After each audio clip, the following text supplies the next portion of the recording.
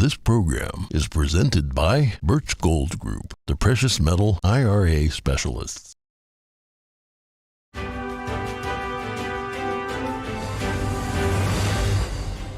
Good morning. In today's headlines, First Republic Bank gets a helping hand from its competitors. 11 of the biggest banks in the U.S. are throwing out a $30 billion lifeline.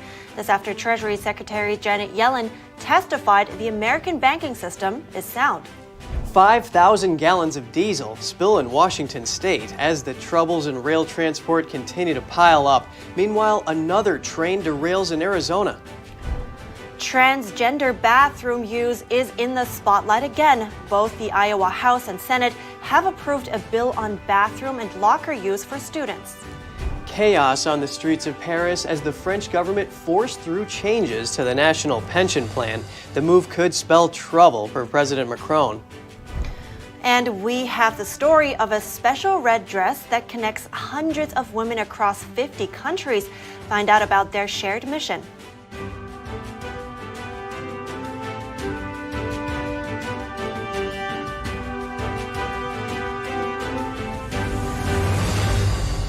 Good morning. Welcome to NTD. I'm Kevin Hogan. Good morning. I'm Evelyn Lee. It's finally Friday. The date is March 17th. Before we head into the weekend, though, we're starting off today with more news from the banking sector. First Republic Bank was thrown a lifeline from 11 of the biggest U.S. banks yesterday. The 11 banks are infusing the stricken bank with a $30 billion rescue package. The rescue package is part of an effort to stop First Republic from becoming the third U.S. bank to fail in less than a week and prevent a broader banking crisis. First Republic Bank is facing a crisis of confidence from investors and customers. It was in a similar situation as Silicon Valley Bank. First Republic has a similar clientele. That means it caters to wealthy clients and companies whose deposits exceed the federal insurance limit. After signs of trouble, they started to withdraw those large uninsured deposits. NTD's Jeremy Sandberg has more on the rescue and what led up to it. Wall Street's main indexes ended firmly in positive territory on Thursday after some of the country's largest lenders came to the rescue of embattled First Republic Bank.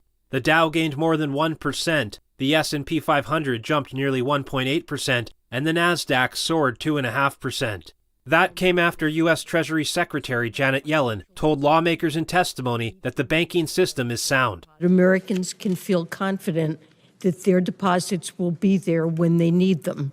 Yellen reportedly was first to come up with the idea for the rescue package and met with J.P. Morgan CEO Jamie Dimon before it was created. The move was seen as critical to stabilizing the bank's deposit base, but also a critical signal to financial markets about both the bank and the U.S. financial system. First Republic shares were down more than 60% on Monday, even after the bank said it had secured additional funding from J.P. Morgan and the Federal Reserve. Its shares plunged early in the session Thursday as far as 36% after its credit rating was downgraded, but rallied after reports that the rescue package was in the works. The stock closed up close to 10%. J.P. Morgan and Morgan Stanley each rose roughly 2%. George Ball, chairman of Sanders Morris Harris, says the fears over First Republic were unwarranted.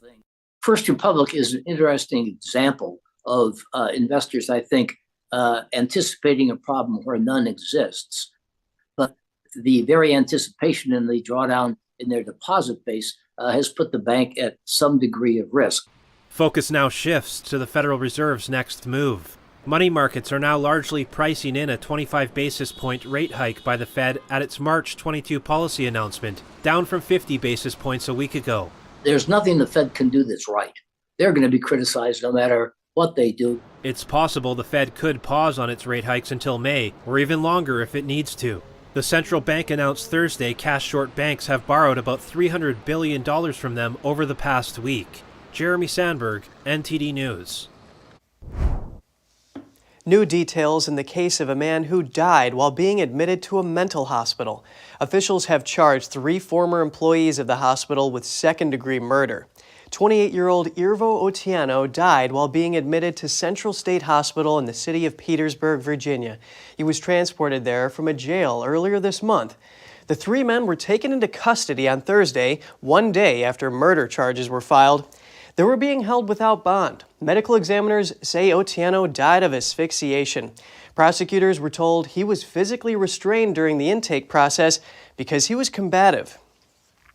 7 sheriff's deputies were also arrested and charged with second-degree murder. The deputies were placed on administrative leave. The sheriff's office is conducting an independent investigation into the incident. Authorities have not said why Otieno was taken into custody or why he was being transferred to a mental health facility. Moving out west, thousands of gallons of diesel fuel have leaked after a train derailed on the Swinomish Reservation in Washington state. Meanwhile, another train in Arizona derailed. The Washington State Department of Ecology says the BNSF train derailed in Anacortes, close to a bay. At least 5,000 gallons of diesel spilled out. Most of the fuel leaked on the land side. No injuries have been reported. This is the latest in a series of recent derailments. On Wednesday, a BNSF train carrying corn syrup went off the tracks near the Arizona-California border. BNSF said there were no injuries and no indication hazardous materials were involved. Then last week, a train careened off the tracks in West Virginia. 3 crew members were injured, and diesel fuel spilled into a nearby river. Over 25 pounds of cocaine and a gun were found after a group of 16 illegal migrants jumped off a boat into the ocean. They were apparently stowaways aboard a cargo ship headed to Puerto Rico. During a search, authorities found a canvas bag containing 10 bricks of cocaine and a firearm.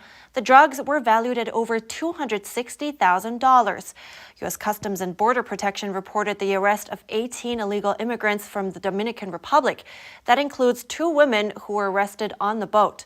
The cargo ship departed from Florida, but officials suspect they might have snuck aboard near the Dominican Republic. This after abandoning a small boat in that area. Homeland Security is investigating the incident. Evacuation orders have been issued for residents in several California counties as floods have been wreaking havoc across much of the state. Many were not able to salvage their belongings due to rising floodwaters. It's the latest disaster stemming from a string of winter storms to strike California. NTD's Cost Jimenez has more.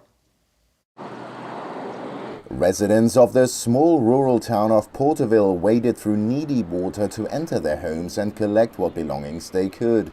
Water levels are quickly rising at Lake Success. The raging waters have driven piles of trash and debris down the river's path. Essentially what you see here is staff is staged up with the high flows at the bridge deck, maintaining any debris that collects and removing it, preventing the water to back up into the channel. Ralph McLaughlin and his family have lived in Porterville for over 35 years. People are in shock more than anything else, and it's just they're scared to death. I mean, you know, about a lot of them's lost property. A lot of them's lost vehicles and stuff. He has decided to weather the storm, but is still worried about his belongings. When it floods and goes into buildings like that, you know what can happen. Nothing good happens. Many others have not been as fortunate. I've lost my whole livelihood here. My 86-year-old father lives there, and he's lost everything. Everything. And what we've been out, I'm 57, and I've been out here since I was 7. So we've been out here 50 years. And my father and I have lost everything. No warning, no nothing. The fast-moving floodwater destroyed everything in its path within 15 minutes and left no time to evacuate or remove belongings and animals. We're shocked that all this happened as quick as it did. So now we're all, we don't know what we're going to do. All of us, there's several tenants that live on this property. So I'm just going in now because they said the water wasn't clean to go through, so I'm going in to feed my animals and see what's going on in my house. Drone footage shows crop fields inundated by brown water in Pajaro. California has experienced a dramatic change in weather. For the past several years, the state has been mostly plagued by drought, heat and wildfires. According to the National Weather Service, it's likely more heavy rainfall will hit parts of the state next week. Cost Jimenez, NTD News. We're zooming in now on controversies over transgender bathrooms. Iowa lawmakers just passed a bill that requires students to only use public school bathrooms that align with their sex. The The bill covers both restrooms and locker rooms in public schools. The Iowa State House approved the measure 57-39. 5 Republicans joined all Democrats in opposing the bill. The vote came a week after the Senate approved the bill. The bill is now heading to Republican Governor Kim Reynolds' desk. She is expected to sign it into law. Supporters of the measure say the privacy and safety of girls shouldn't be compromised at the expense of transgender students. Opponents, meanwhile, argue that the bill would put transgender children in danger. Arkansas, Alabama, Oklahoma, and Tennessee already approved similar measures. TikTok could soon be banned here in the U.S. That's what the Biden administration is warning if the platform's Chinese owners refuse to give up their shares in the company. NTD's Iris Tao has the latest from the White House.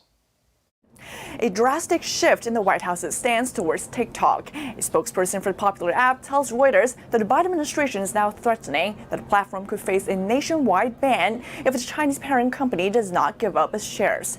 The White House on Thursday would not confirm such reports, but reiterated President Biden's concerns over the app.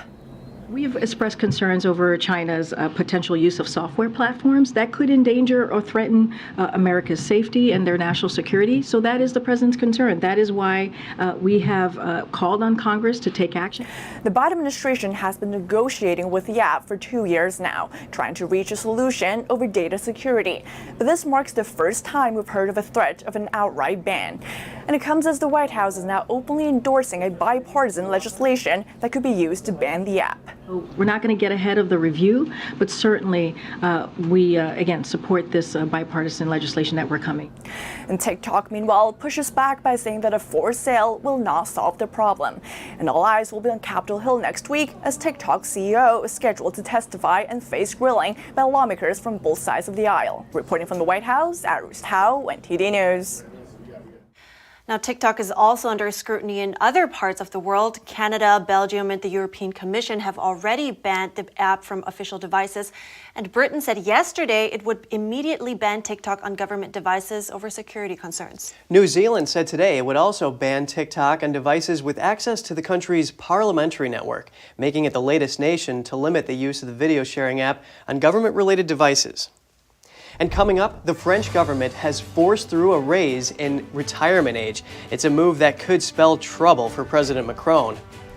And the U.S. conducts its first maritime exercises with North African forces. Find out what threats have prompted training operations to expand after the break.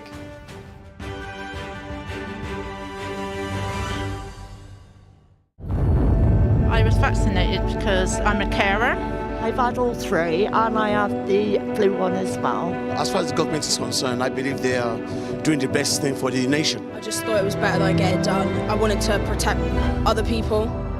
The COVID vaccine has been hailed as a medical and logistical success. It's claimed that millions of lives have been saved, but there's growing evidence that the jab can have devastating consequences. They actually told my wife and 2 children that they had no hope, and if I did survive, it would be from the waist up. You take one for the team, so I took the vaccine, but now the team's run in the opposite direction.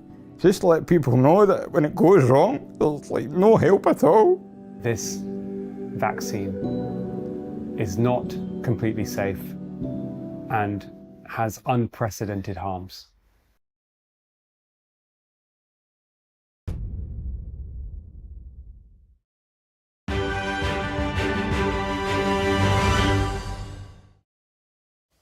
Welcome back. Chaos continues in France as the country makes changes to its pension plan. The government yesterday forcibly raised the retirement age without a vote. Here's the story.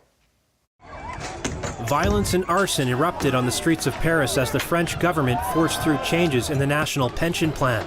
Clashes broke out Thursday evening between riot police and protesters. Several officers were injured. That's after French President Emmanuel Macron ordered his prime minister to wield a special constitutional power that skirts the National Assembly. It pushed through, without a vote, the highly unpopular bill that raised the retirement age from 62 to 64. We can't make any bets on the future of our pensions. This reform is necessary.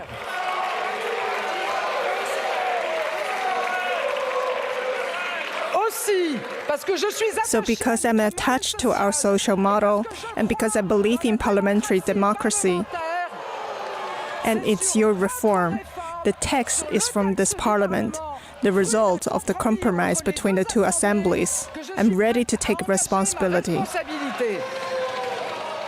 Members of the National Assembly broke into the national anthem and delayed her speech.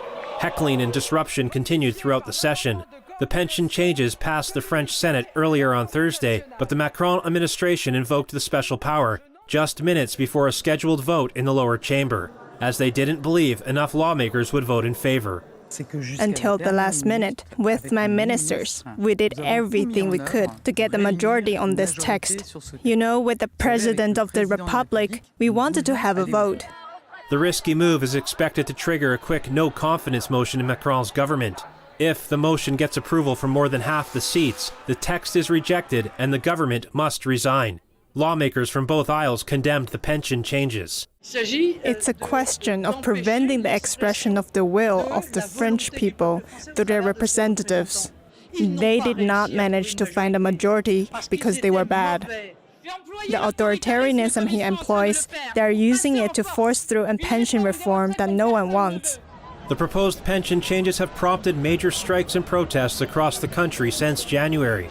Macron argued the changes are needed to keep the pension system from diving into deficit, as France, like many other nations, faces lower birth rates and longer life expectancy. Poland pledged yesterday that it would send 4 MiG-29 fighter jets to Ukraine. The move is significant, marking a break from the NATO alliance. Poland's president said the planes would be handed over in the coming days after they're serviced. The 4 fighter jets come from a dozen others that the country inherited from the former German Democratic Republic. Some say Poland's action to supply Ukraine with heavy weapons could put pressure on other member states. The U.S. insists that Poland's move would not force Washington's hand. U.S. National Security Council spokesman John Kirby told reporters that Poland's decision doesn't change our calculus with regards to F-16s, referring to the U.S.-built fighter jet. The U.S. military is conducting its first maritime drills with West African forces. The exercises are part of its long-running flintlock program.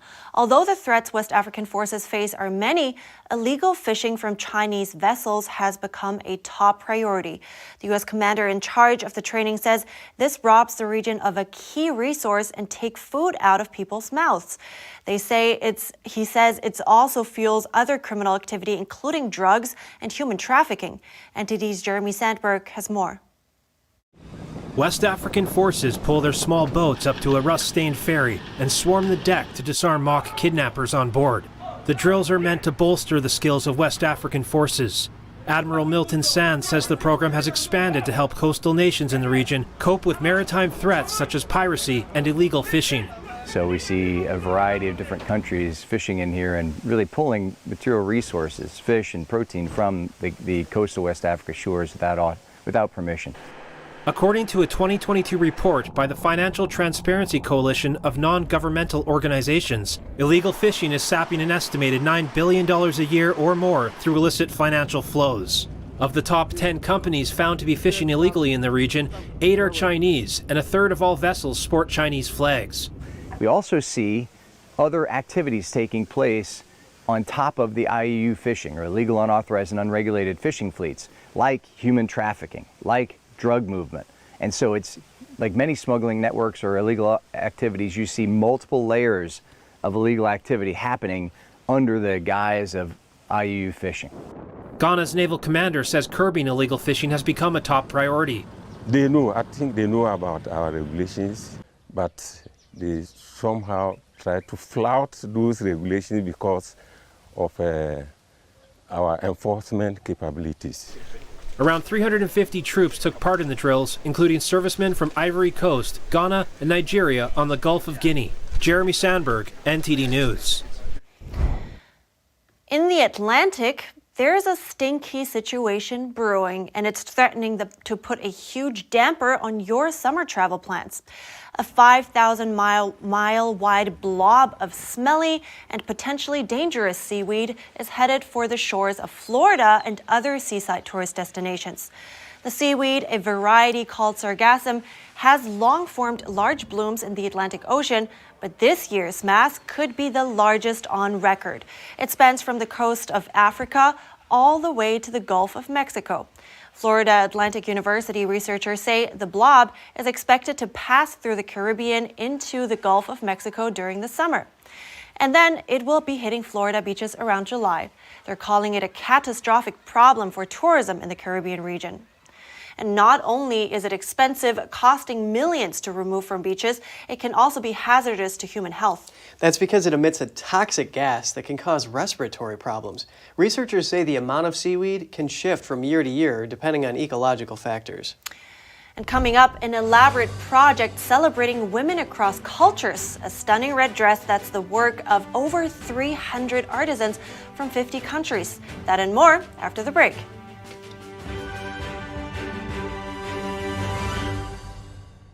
This is Stephen K. Bannon. I urge you to protect your savings from inflation by diversifying into a physical gold IRA from Birch Gold Group. Simply text the word NTD to 989898 and you'll get a free info kit on gold IRAs explaining everything. Communism is evil. Oh, come on.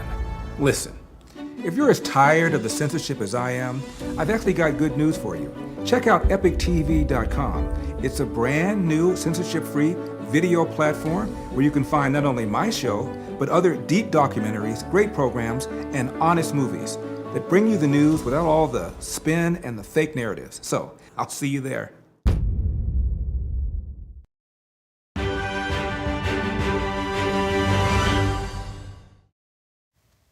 Good to have you back. This next story is about a stunning red dress made with the help of over 370 artisans in 50 different countries. It's an elaborate project conceived by a British artist that spanned over 13 years. We take a look at what this project means. The Red Dress Global Embroidery Project is the idea of British textile artist Christy McLeod. It's a stunning floor-length gown constructed out of 84 pieces of burgundy silk dupion. The dress was made possible with help from 374 artisans in 50 different countries around the world. So the dress, the presentation of the red dress was very different for the first few years because it was pictured as an art piece. So it was shown in galleries around the world. And I used to sit wearing the dress inside a Perspex cube, and I used to embroider onto the dress directly for about 3 or 4 hours, shut inside this cube. The project began in 2009 when McLeod was given the opportunity to bring a new piece of work to Art Dubai, and she was given funding from the British Council. From 2009 to 2023, pieces of the red dress have traveled the globe, being continuously embroiled onto. So, because I didn't have, so the first year was funded, then for the next, I think it was the next 7 years, 8 years, I self-funded the project. So I definitely didn't have any budget to go traveling with the dress around the world. So I sent out panels of fabric to artists that I connected with. The project provides an artistic platform for women around the world to tell their personal stories through embroidery. It also aims to honor women's stories across cultures and celebrate the power of togetherness. Amongst all of the more meaningful, it is a celebration of the universal language of embroidery. Definitely, it's like what I really wanted to. I chose embroidery because it's so accessible. It's practiced all over the world. And also, it's not, in England anyway, it's not that celebrated. It's quite a dying art. McLeod is touring with the red dress to share its message and meet some of its contributors. In the next few years, she plans to reconnect with all the artisans and meet them in person to show them the finished dress. Today is St. Patrick's Day, a holiday known for parades, shamrocks, and all things Irish, including luck. We asked people about the luckiest thing that ever happened to them. I was in Las Vegas about 13 years ago and won $5,000. The best luck I had is when I met him. Probably whenever I auditioned for SAB, School of American Ballet, and a week later I found out that I got accepted to it and I got a partial scholarship, and it made me so happy. Having a family, a loving family. Being, married for a long time and having 2 beautiful daughters, achieving my dreams. To be born in the family that I am in That's the best luck that I've had. My family's a blessing. The best luck is probably having babies, because I couldn't have babies, and now I've got 2 beautiful children, late in life mom. I gave birth at 46 and 49. So I think one of the luckiest things that's ever happened to me is to have the grace of God when my mother died, to be to get these people that I work for, the company that I work for, right at the time that she died. They were there for me at that time, and I've traveled all over the country as a result. So I'm very blessed. I have many reasons why I'm lucky, actually. I'm one of the lucky ones, I guess. I've had a lot of good luck, but you can have good luck by maintaining a positive mind. And with your mind is how you bring forth your reality. That's what it is. Negative mind brings negative life. Maintain good luck at all times.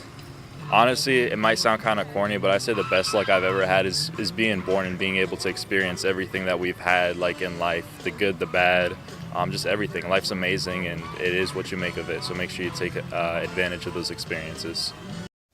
Nice. You're Irish, right? Yes, I am.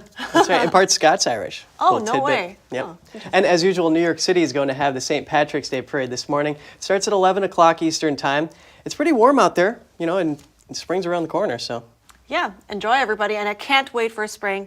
We're ending the program right here, though, and as always, if you have any stories or feedback you'd like to share with us, write us at goodmorning@ntd.com. That's the email. Thanks for watching. I'm Evelyn Lee. And I'm Kevin Hogan.